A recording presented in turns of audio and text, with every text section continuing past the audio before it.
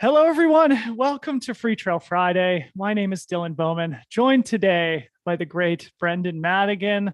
Brendan, welcome to the show. How are you this fine Friday morning, Friday afternoon, I should say? I'm great, man. Thank you so much for having me.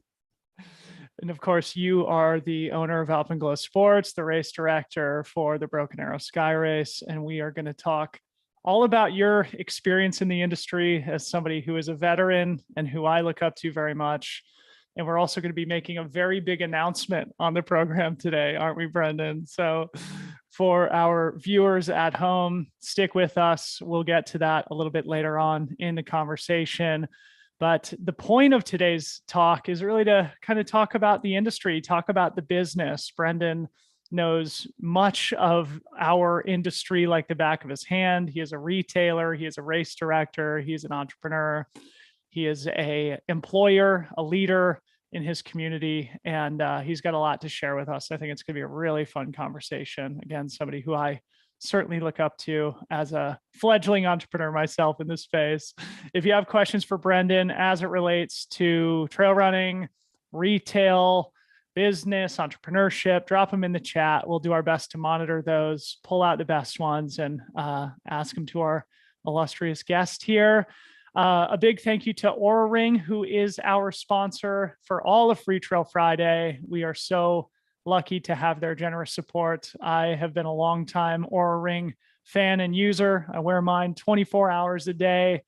For some reason, both Harmony and I woke up at 4:30 a.m. this morning, so my readiness is shot, Brendan. So if I suck on today's live stream, that's my excuse. But for our viewing audience, I would highly recommend you grab yourself an Oura Ring. There is a link in the description in the YouTube here today where you can get 6 months free subscription with a purchase of a Gen 3 ring. You guys might also notice I'm wearing my fire new Freetrail merch. We opened up our e-commerce store yesterday to the public and we're basically already sold out. So Brendan, I'm learning the retail business myself. So thank you to those of you who have supported us on that front. It really does make a big difference. It's made us all very happy here at Freetrail. We still have some t-shirts and stuff available. So go check it out, freetrail.com/shop. We would love your support there. All the stuff turned out great. So I think you'll enjoy wearing it too. With all that being said, Brendan, welcome to the program. How are you, buddy? Man, thanks. That was a very kind intro, dude. I'm super humbled by that. And I should say thanks to you, man. Like, I think a lot of people don't know the grind that goes on behind the scenes of doing something of permanence and that has lasting value. So thanks for changing our game and doing what you're doing. I appreciate it, man. And for those who are not privy, I've leaned on your advice many times. We've had many phone calls over the course of the last year. And yeah, there's many things that have stuck with me from those conversations that have helped us in our cultivation of Freetrail. So I guess just, to set the table for the viewers who are maybe a little bit less familiar with who you are, you're not somebody who seeks the spotlight. You're not somebody whose name is necessarily, a household name. So maybe just give a quick introduction to yourself and what you do. You got it. Yeah. So like you said, I'm the owner of Alpenglow Sports here in Tahoe City, California, about 7 miles from the start of the Broken Arrow Sky Race start line and Western States. And I moved here in 2003 as a full-time ski bum and gradually worked my way in somehow into ownership and being a small business operator. And in 2016, a team of us, I have 3 partners in Broken Arrow. We felt like there was a great opportunity to add some value into the trail running space.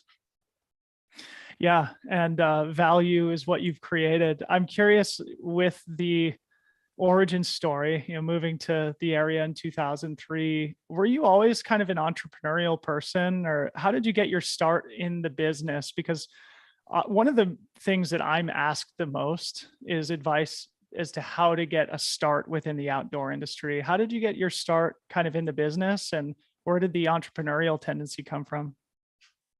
Well, I grew up in the South, and I don't know kind of how I got to where I am, to be honest, but life's kind of beautiful that way.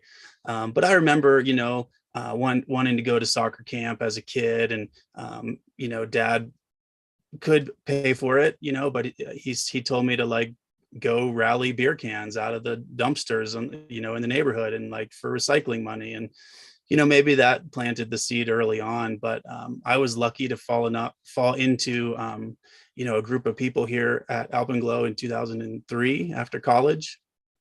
And I always wanted to ski bum for at least a season, and I'd been working outdoor retailer in my college town in Virginia.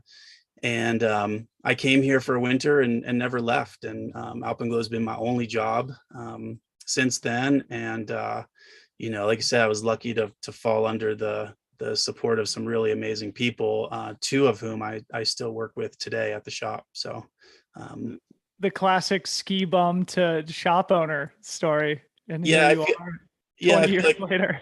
Yeah, I feel like my life's a little bit of an exercise of fortuitous timing and admittedly like some privilege, right? Growing up as a middle class kid, getting opportunities that others might not have. But then having that Irish Catholic work ethic of head down and commitment to two organizations with what I think as of a really cool mission driven desire. So on that topic, I just read a book called Start With Why by Simon Sinek. Have you read that book? It's the Bible. Oh, it's so good. So I've been voraciously consuming business and management books over the last 2 years.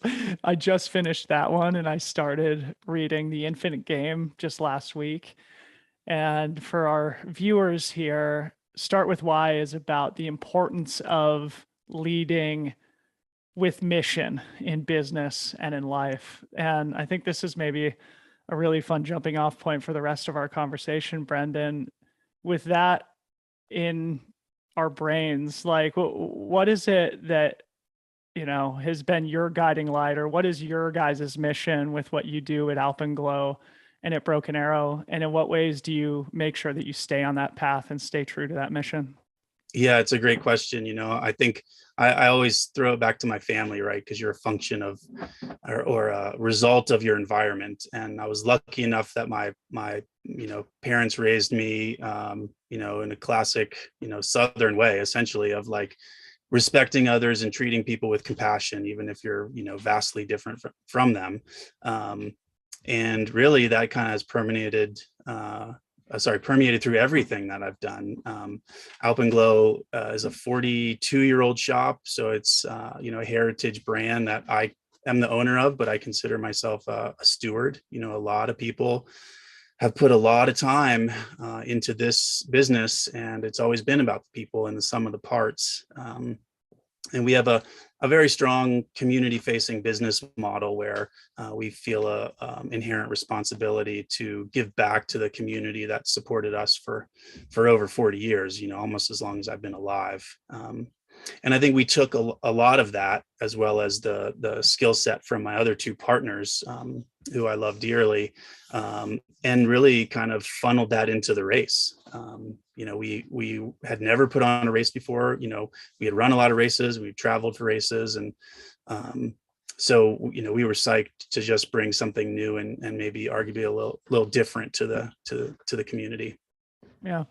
Have there ever been moments when you have to remind yourself of that mission? Because in this book, obviously they talk a lot about brands and companies that have really effectively stayed true to who they are and to the mission that they're on. And they also provide examples of businesses who have strayed from that path and who have paid a price. Have there been moments when you've had to remind yourself why you're doing it? Yeah, I think always. But I think if you start with, that core mission, those core values, and for us, it's just, trying to connect with people, approaching the community as a collective. And, if you support your community, there's holistic benefits all across the board. And so, for us, it's literally just helping people. And, a big part of our interview process, for instance, is asking interviewees if they genuinely like to help people, because we want to connect with people. We want that experience on a daily basis. It's, it kind of transcends retail or business, whatever you want to call it, and it transcends sport. There's things that are bigger than both of those things that I think it's important to keep in mind in your daily operations. Yeah. So on this subject of hiring and building, cultivating culture, there was a cool article that was written about you and Alpenglow on entrepreneur.com. And they talk a lot about your personal, culture and how you've been building it within your employees. Maybe just provide a description of what you do to ensure that you do find the right people, that they fit with the culture, and in what ways you try and instill sort of the mission and the core philosophy of your businesses with those who work with you. Yeah, it's a great question. I think for me, I start off, once someone's hired, I start off the education process of Alpenglow with a 5-minute intro of Dave Isay's StoryCorps, which is a very popular and I think special NPR podcast. He's written books, and essentially he talks about building bridges of understanding between people of vastly different backgrounds, and I think that's timely at any point in our lives, but it's particularly timely now with such a crazy time in the world with polarization, and it's just tough. COVID and all of it is kind of magnified all these things, but really for us it's about connecting with people, and I don't care if you're a tourist from Oklahoma visiting Lake Tahoe, or Anton Kripicka or Dylan Bowman, walking into Alpenglow. We want to connect with those people on a human level, before anything. We don't like to call ourselves salespeople, and I get a little, queasy with the word entrepreneur because I have a little bit of imposter syndrome. I just feel like I'm lucky to do what I love, and but like I say, we want to connect with people. I want to know what your kids are up to, or what adventures you've been on. And, maybe in some ways that makes me a bad business person, but, ultimately, if you buy something, great. But if I feel like the experience is much more powerful than the bottom line. Yeah. I had Topher Gaylord on the podcast last summer, and this just reminded me of something he said on the show, which was hire for attitude and train for aptitude. And so it sounds like when you're vetting potential employees, you're looking for the person who doesn't want to help, right? And when they have that attitude, then you can train them on all the other details to make them a great employee. So, talking about employees, but ultimately it's the customer that keeps the light on. And this article on entrepreneur.com also mentions that the customer interaction is really at the core of your business and of everything that you guys do. And it's about relationships, not necessarily about sales. Talk about how you guys approach a customer at Alpenglow. Yeah, I mean, it's not rocket science by any means. It's just literally trying to have a conversation with someone. So, for instance, we encourage the staff never to ask a yes or no question. I think the most played kind of inauthentic retail question is, what can I help you with today? Because a lot of people have retail, PTSD, where they've had bad experiences, and they don't want to be sold to, at least at Alpenglow. So, we feel like if you break down those barriers of we're here to chat with you and potentially educate if need be, but not to sell you something. I think that goes a long way. And, it's kind of that Zappos model where, I think mountain shops, running shops, they should be, the go-to resource for the best coffee in town or the best taco in town, of course, for the best trails or the backcountry ski lines. But it's a kind of a bigger, higher calling than just selling. So we definitely don't put the emphasis on selling, and never do I talk to my staff about improving sales in a particular category or something like that. It's more, I want someone to walk through the door and ask for someone besides me. and that's really rewarding because it means that staff member has bought into our kind of mission and they want to connect with people, they want to help people, and really, like, at the end of the day, that's our landscape to make the world a little bit better of a place. Maybe someone's having a bad day, we can treat them with compassion and education, and maybe that helps them out and they can pay that forward. And ultimately, it's a brand builder, it's a reputation builder, right? And it's an investment in your own stature within the community. And that ultimately becomes valuable when you want people to be loyal customers, investing in those relationships. Let's talk about leadership. I don't know if anybody's ever told you this, dude, but you kind of exude a leader's energy. And I wondered if that's something that you've always had, or if it's something that you've had to develop over your career. Yeah, I don't know. I don't know that I do, but thank you for saying that. I think I've just been lucky to fall where I've fallen and been exposed to the people I've been exposed to. Playing sports growing up, I think definitely helps that. I was a big soccer player, and I played a little bit in Europe professionally, so that kind of team mentality and the we, not the me, is the overarching theme. And I found that in mountain sports too, right? You go out backcountry skiing with someone, or you go on an expedition with someone, and those are very, like, important connections because your life might depend on them. Yep. But really, I just think I'm lucky to have had some amazing mentors, both in college, like when I got into outdoor retailer, and I quit playing formal sports and I started running longer distances, and I started climbing, and it was like every ball and stick is over. This is where it's at, from a personal fulfillment, and I got to hang with people who were my heroes then. Like, I think that's why we treat our race in the same vein, because, like we've talked about before, there's not a lot of sports where you can go to an event and line up, maybe not right next to, but you can walk past, Francois, Stephanie Howe, Courtney, like, Yeah. and that's special. So I don't know. I'm glad you think that. That's nice of you to say, but But I I just mean, it's, try to do me. I don't know. I want to pin you down on it a little bit, because it's sometimes a burden, right? To be the leader, to be the owner of the shop, and to be the race director. In what ways have you improved in that aspect of wearing that burden or carrying that weight? Yeah, it's a great question. It's tough. I always tell people, it's by far the most rewarding, but the most challenging thing I've ever done, whether it's Alpenglow or Broken Arrow. And really, the cool thing is, it's kind of like, sport mirrors life and life mirrors sport, right? And there's lessons for both, that can be transformative. Specialty retail, small business, it's sink or swim. So, whether you're comfortable, uncomfortable, like, you got to figure it out. And I think that's kind of a metaphor for life. Like, nothing good is easy. Yeah.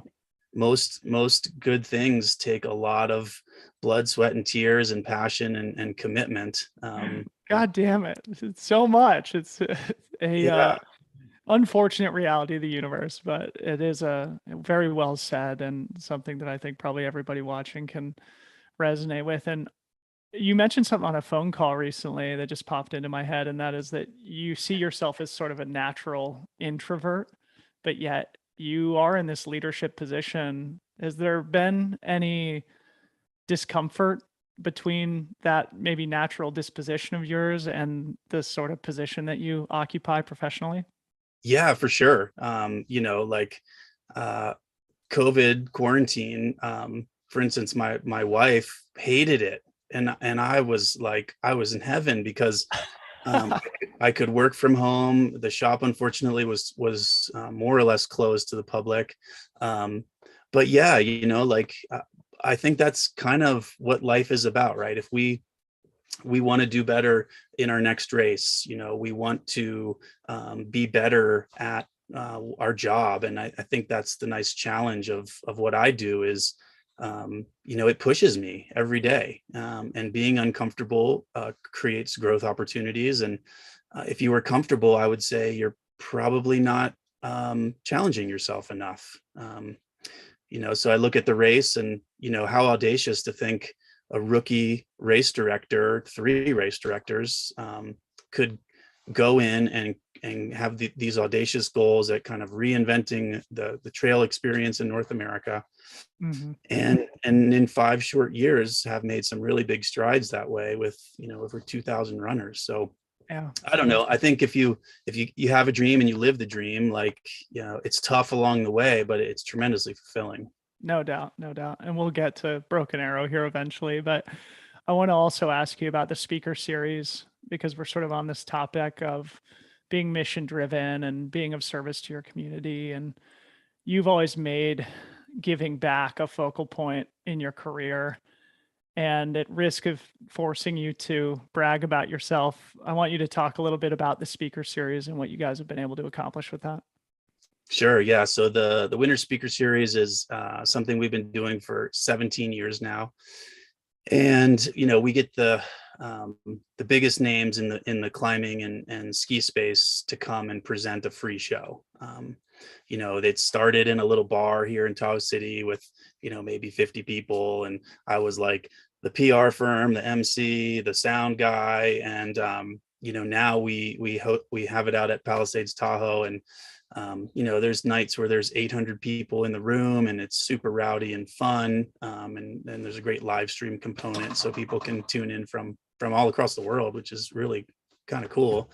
But it was always meant to motivate and inspire local and, other geographical athletes to chase their own mountain dreams, but then also to educate about and raise funds for local nonprofits here in North Lake and Truckee who are making a tangible difference, in the fabric of our community. So, long-winded explanation. The event's raised over $1 million now in 17 years, and each show is raising, about 75 grand through giveaways and bar sales, and then we have a anonymous philanthropic group that we call the Donor Party, which in hindsight, if I had known it would have gotten so big, we wouldn't have chosen such a kitschy name. But it's a great name. So I mean, we should explain. It's kitschy because it alludes to the Donner Party, the infamous group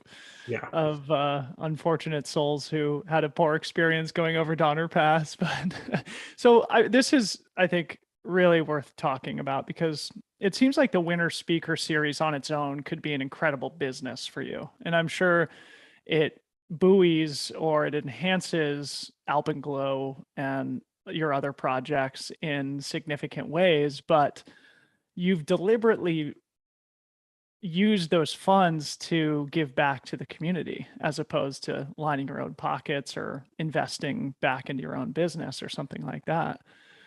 Talk about that contrast, or is that a struggle for you, or is that, it seems like obviously it's a benevolent thing to do, but is there any sort of self-service in it, or what's the motivation behind making it a purely give back thing rather than something that, is a revenue generator? Yeah. And I think I come back to, I'm definitely idealistic in my worldview. And I feel like, I believe strongly in kind of the karmic nature of the universe. And, we don't do what we do for it to come full circle. We do it so that other people can benefit and then theoretically pay that forward. And that echoes through a lot of what we do at Broken Arrow as well. But yeah, my wife reminds me a lot that we have a roof that leaks, and that's a reality. But we always wanted the speaker series to be organic and keep the soul and be authentic. We've turned down big corporate sponsors because I didn't want to lose the DNA of the event, which I think is a timely topic within trail space too, right? We have a special a special community. And for me, luckily we have these platforms, and I want to keep kind of amplifying that. Yeah. Awesome, man. Well, a big pat on the back to you. Not that you need it, but it's a really admirable thing that you guys do. And hopefully someday I can make it to the speaker series. It feels like a lot of fun. Maybe you could give me some MC work or something like that. Yeah. Well, and I should say too, like it is somewhat self-serving because it's so fulfilling, like when my team leaves there that night and we've raised, $70,000+ for a local nonprofit who's, almost in tears because, for like 6 hours of work, that's the kind of revenue they're getting. Everyone's just, so stoked. And those are special things that I think, deserve recognition. Like, they're bigger than just an event, right? They're very fulfilling. So good. So let's start moving towards the Broken Arrow conversation. But when we talked the other day, you described yourself as a retailer with a side hustle as a race director. And even though you had experience at Alpenglow, you had experience with the speaker series as an event, you had never been a true race director before. So maybe just tell the quick origin story of Broken Arrow just to set up this part of our conversation. Yeah, we had never, like I said, never put on a race. But, having lived in Europe, having traveled, having run races myself and our team, having done the same, we just felt like there was an opportunity to add some value to the trail space. We looked at, honestly, at events like UTMB or Zagama or, Ring of Steel, more close to home, the Rut. Mike Foote does a fantastic job, and we really wanted to kind of bring that retail touch point, and that side hustle, mind you, has become a full-time grind. So we wanted to bring that retail eye to service and helping people and kind of trying to support our community, to a heavily branded, new school progressive event, but one that still like honored the DNA and the roots of our sport, which is, the people are the most important thing. And like you said earlier, if they don't come through the door, you don't get to do what you love. So, everything that we do at Alpenglow kind of permeated into the race. And for better or worse, we're doing something right because this thing is like a wild ride. And, luckily we cap it where we feel like we can do a good job still, and we don't have this wild growth. But yeah, it's been an awesome ride. Yeah, it really has been. I've been multiple times, and it really is truly one of the great events in North America and in the world. And it's especially impressive that it's only been around for whatever, 5 or 6 years at this point. And it's so great to hear that core mission that we started our conversation with also permeates the event side of your professional life as well. I want to go to a question in the chat from Finn Melanson. Shout out to Finn from Salt Lake City. He's the host of the Single Track podcast. Great young content creator in the space. He asks, Brendan, what are the margins on race directing? I know there are varying levels of races in the sport, so maybe you can speak to marquee events like Broken Arrow, or are these events loss leaders for other projects? So maybe if you could just give a little perspective on maybe the economics of it and how you've been able to make Broken Arrow worth your time. Yeah, well, I should say I'm lucky because I'm a retailer as my career, small business owner. And I have a fantastic team that allows me to kind of moonlight with Broken Arrow. So, and even above and beyond that, I'm just as happy, like, this week I was in storage counting thousands of squirrel nut butter samples, as I am, like, recruiting elites and dealing with sponsors. But the margins, they're razor thin, to be frank. Like, I think it's a parallel with athletes. Race directors don't make a lot of money, and that's not why we're in it. And I say that about Alpenglow too. If we were in this to make money, we're in the wrong business. Now, it's fair to get by and make money. Like that's legitimate. Everyone needs to pay bills and whatnot. But you know, I feel like it comes back to that mission driven passion. You know, if you're true to, you know, adding value to your loyalists and your fans, then you know, at the end of the day, it all tends to work out. But you know, we don't make any secret about it that race directing is grueling work, but at the same time it's tremendously fulfilling, and I wouldn't change a thing. Yeah. So we'll get to the big news that we're going to break here in a second, but I want you to comment a little bit about kind of the state of the event side of the sport right now. Obviously, we've seen a lot of consolidation. We've seen the entry of Ironman and Spartan. We've seen UTMB start to put together this new World Series. And I get the feeling that it's very important to you to keep, you know, this independent streak, not only with Alpenglow, but with Broken Arrow as well. Do you want to comment at all about the current landscape in the sport and your perspective as an independent race director? Yeah, sure. I mean, you know, like I've made a point in my life to try to be as non-judgmental as I can. Of course, we're all humans and we have opinions and feelings. And I tend to focus on what we do, right? Like we had those audacious goals. You know, this announcement will fit into those goals. And you know, I think of my team, my race team, as stewards. You know, just like Craig Thornley and the Western States Board are stewards of Western States. I want Broken Arrow to be owned by the next me or the team of people like ours, to keep doing and building something that hopefully one day can become iconic or add value to people's lives. And it's my hope that you know, that resonates with people.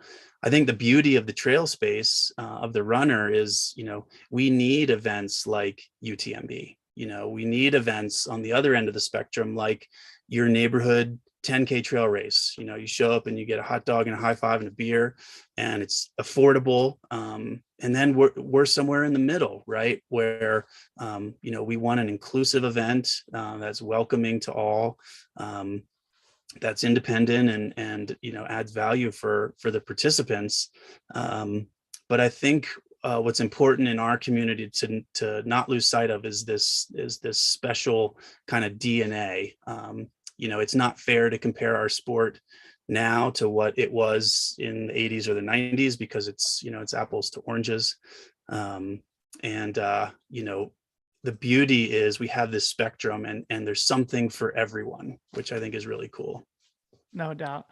And thank you for saying the non-judgmental thing, because that really should be the natural starting point for everybody in our sport. And as things have changed and as the change has accelerated, I've noticed a lot more just kind of knee-jerk takes about news that comes out and what it means and everything's corrupt, etc. But I think it is important to step back and understand, no, it is important to have a race like UTMB, and it is super important to have the backyard 50K.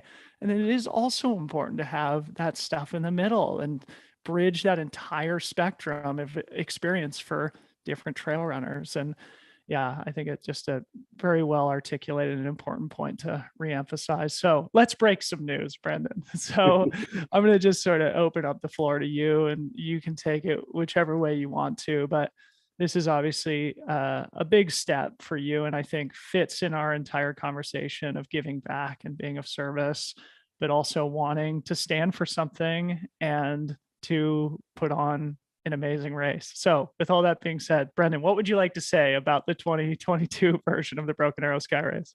Yeah, so we're really, really excited and grateful to do it on the show, Dylan.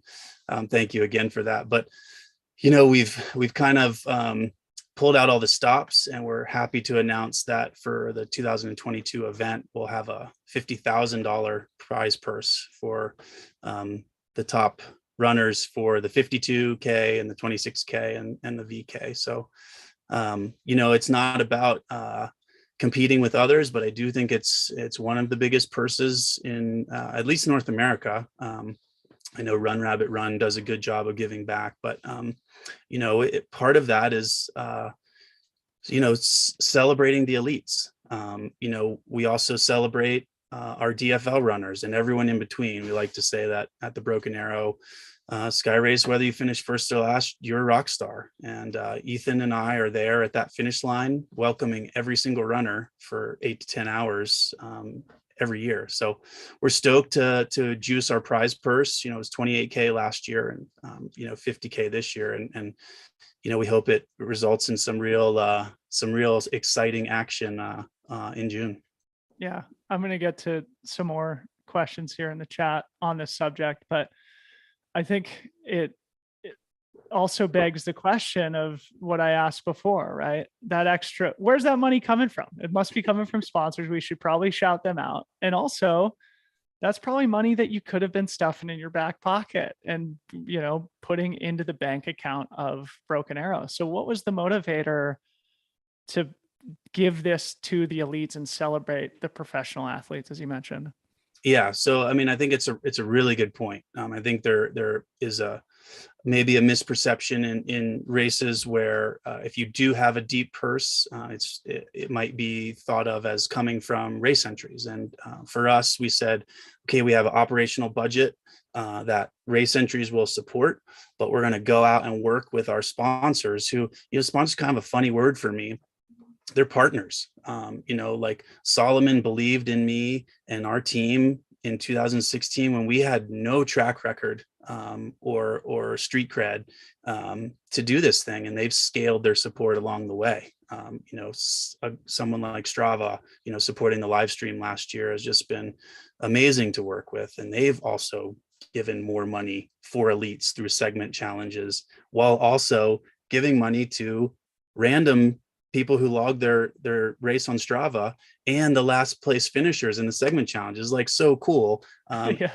And then if that wasn't enough, they make a non-share or a tax deductible donation in the name of those runners, elite winner, random, DFL. And they match it to last year, the Boys and Girls Club. This year it'll be Girls on the Run. So it's so rad.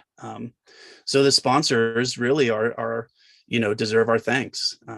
We've got some awesome sponsors and take a lot of pride in those relationships. But yeah, we wanted to raise the bar on the experience, and that, we raise it for every runner. And of course, the elites are part of that, as are the last place finishers. So yeah, it would be great to have that money personally, but sometimes, like we've talked about a lot, it's not about me, it's about we. And, if we can kind of move the needle in the space, and we have a responsibility to do so.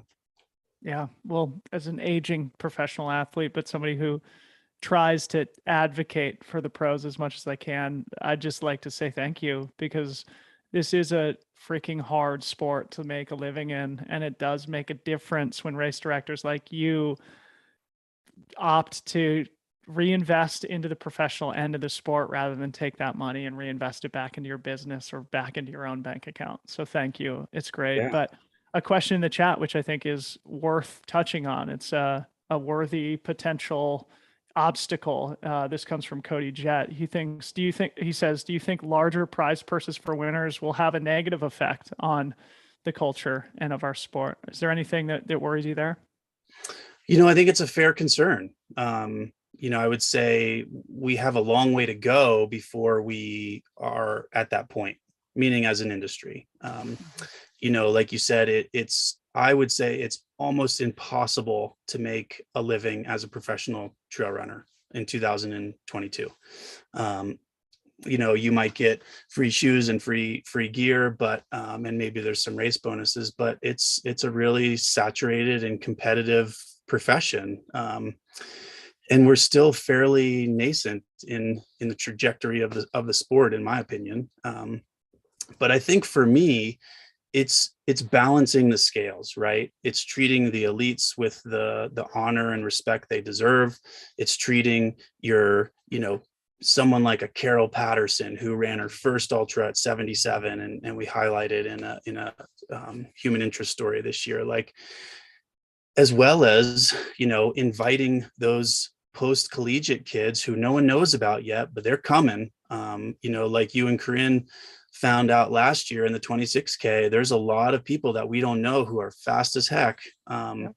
So I think the point, is well taken, and it is a concern to not lose, the soul. And we talk about that all the time internally, is walking the line of, you know, being a big event with 2,000 plus people, but keeping that down home feel and that vibe, and that comes back to being true to the mission. Yep. Yeah. Well, thanks for, sort of confronting that issue head on. And it is something that we'll all have to hold each other accountable about we can reinvest into the pros. We can help them to earn a living, and we can also keep the spirit and culture of the sport alive. They're not mutually exclusive, but thank you to Cody Jett for that question. I think totally reasonable to ask. So some more news to break. We were just talking about a new kind of format of Broken Arrow this year before we went live here. What news do you want to share on that front? Because it's pretty exciting too. Yeah, it's really, I'm stoked about it. But we at this point we have a VK, an 11K, a 26K, 52, and a triple crown for the real motivated people, and then kind of everyone's favorite, which is the kids race. But we're excited that we're going to add another distance, which is very unique. It's a time trial, basically 5 mile race with an uphill section to the Via Ferrata, which is essentially pseudo rock climbing for those who don't know. That goes up the famous tram face at Palisades Tahoe, and then a time trial section downhill finish. So that'll be on Friday, June 17th, after the vertical kilometer. And we're super psyched because we think it's unique. It was a minor miracle to get it through the insurance hurdles. But yeah, it's so different and cool and fun. And I think people will be stoked on it. Yeah, it'll have sort of a Mount Marathon vibe to it, I think. It'll be Yeah.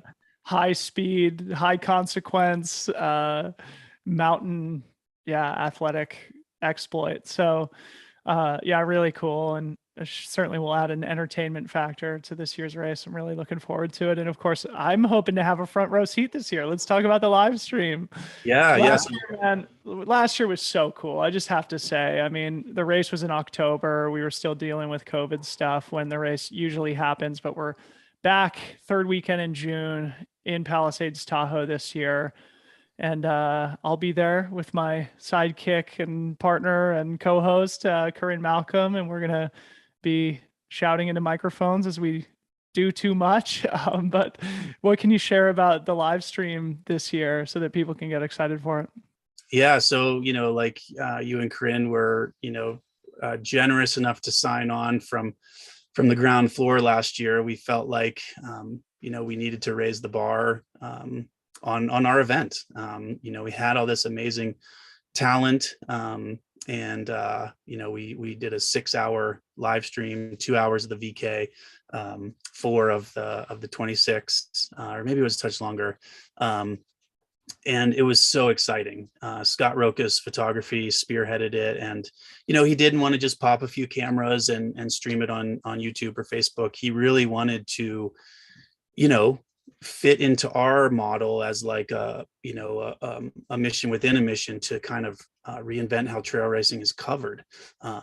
It has to be covered differently to be exciting. And at the same time, we tasked him with staying true to our brand, which is celebrating every runner. So while of course we, highlighted the elites pushing the envelope at the front of the pack, we also layered in a lot of human interest stories and, highlighted those journeys, which are just like the coolest things, and they're the best part of our sport. And I get to see all of them selfishly come over the finish line in tears or cussing me, or last year we had people paying tribute to folks who had died of COVID and their family. Is just like all those special things. So we're stoked to bring the live stream back again. We'll have more announcements about it in the coming weeks, but yeah, it's so fun to do. Yeah, yeah. Funnest for Corinne and I, probably. It was so cool just to be able to sit in the chair, point at the screen, kind of be the producers and the commentators at the same time, because we had all the different feeds from all the different cameras. And yeah, shout out to Scott Rokas for his great leadership on that live stream last year. So fun. And man, what a show they put on, both Yeah. in the VK and then Joe Gray and Darren Thomas going to battle in the 26K and Chanel Links and MK Sullivan in the women's race in the 26K. Can't wait. Can't wait. Yeah. Dramatic, short course racing. It's really good for the sport. One thing I wanted to ask you about that I've sort of been asking people on the podcast that I found fun and illuminating that I think is appropriate for you as well is maybe to talk about a hard moment in your career, a mistake that you've made that with some hindsight has become a valuable learning experience for you. Any examples you want to share there? Oh yeah. I mean, gosh, probably too many than we have time for. But I think for Alpenglow, everything for me comes back to communication, and that's hard because like it's the hurdle in everything in life. You have to have good communication with your family, with your spouse, with your kid, and that holds true with your coworkers. And there's been times where I've been kind of like retracted in my, oh my gosh, I have all these things to do as a business owner, but then having to remind myself like the most important part of anything that I do is the people. And so you have to kind of like shake your own reality there and focus on what matters. But for the race, man, the COVID window could not have been more stressful. And, I think back to August of last year, we had already moved the race. We had canceled in 20. We had rolled everyone over in full into 21, and then we pushed it into October because of COVID. And when we had the Caldor fire, and, I remember just having these conversations with our team that, how do we do this? Do we do this? Like, if we do this, if we commit to this and we get smoked out, like, we're done. Financially, we're done. Yeah. And our partners were great at supporting us. And I remember talking to our team and literally like feeling, I don't know if I want to cry or puke. But this is like the most stressful feeling that you could ever have. And we just said, like, we got to do this thing. People want to do it. We think we can do it safely if the smoke works in our favor. But yeah, I mean, I wouldn't wish that stress on anybody. It probably took some years off my life. Yeah.